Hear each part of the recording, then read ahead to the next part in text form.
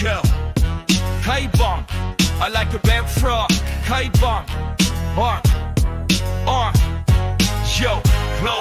Yo, Python in the game got the cleanest flow. Indentation tight, no curly brace show. No semicolon stress, just keep it light. Write that code, make it run real tight. Variables turn nano type so free. Duck typing moves like a mystery. No need to compile, just hit that run. Code it once, works everywhere. Done. Python smooth, no extra weight. Simple syntax, no time to wait. Django or Flash for the web we ride. Fast API sprinting on the server side. Data crunching, numpy's lit. Panda slicing, every bit legit. Loop stay clean, list goes deep. Tuple stay locked, no edits. Keep dictionaries mapping, keys in check.